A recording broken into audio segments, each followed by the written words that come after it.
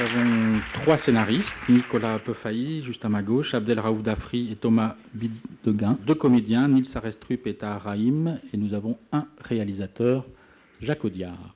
C'est un scénario qui nous a été, enfin, quand je dis nous, c'est à Thomas Bidegain, à moi, c'est un scénario qui nous a été offert par Abdel et Nicolas. C'est un scénario qui existait avant. Je voulais pas faire une analyse culturelle, sociologique. C'est que c'est un milieu mafieux constitué, que quand ils se déplacent dans le milieu carcéral, ils sont en groupe. Voilà, c'est ça. Ça aurait pu être, je veux dire, ça aurait pu être, à vrai dire, j'en sais rien, mais c'est des Serbes, des Basques, voilà. Mais vous voyez, c'est ça qui m'intéressait, et que ce soit vraiment une entité assez close, difficile à pénétrer, voilà. Et mais comment, je suis quand même enfin, nous sommes très légers dans le traitement de la chose, parce que quand même le chef corse, c'est Nils Arestrup. Allez, ça, hein, c'est quand même bizarre, c'est pas tout à fait normal. Un Corse qui prend un orphelin arabe sous son aile, c'était à la fois étrange et intéressant, quoi. Et puis il y a ce que disait Jacques, et il l'a très bien analysé avec Thomas quand ils ont repris notre scénario à Nicolas et moi. C'était une proposition qui tenait bien la route, et enfin. Moi, je me suis basé à la base, à l'origine de l'histoire, sur ce qui est l'histoire de mon pays, la France. Comment j'ai approché le personnage? Je vais le répéter, j'ai beaucoup travaillé. J'ai étudié pas mal de choses à base de documentaires et de films sur le milieu carcéral et les SDF. Et donc ensuite, on a dû tout construire à partir de rien, c'est-à-dire rien, j'exagère. Mais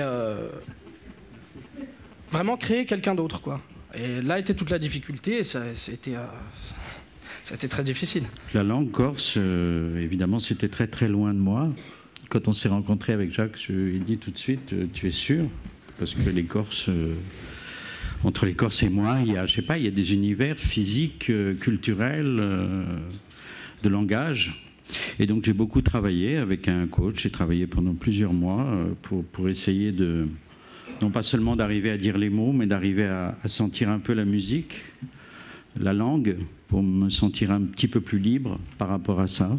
C'était très pratique pour moi que Thomas Bidegain, qui est un énorme scénariste, et puis alors, bien sûr, je parle même pas de Jacques, quoi,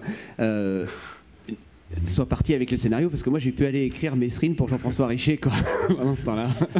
J'ai pas eu avec Nicolas, et Nicolas a pu bosser sur autre chose, et pendant ce temps-là, Thomas et Jacques se sont enfermés, et ils ont fait le film que vous avez vu.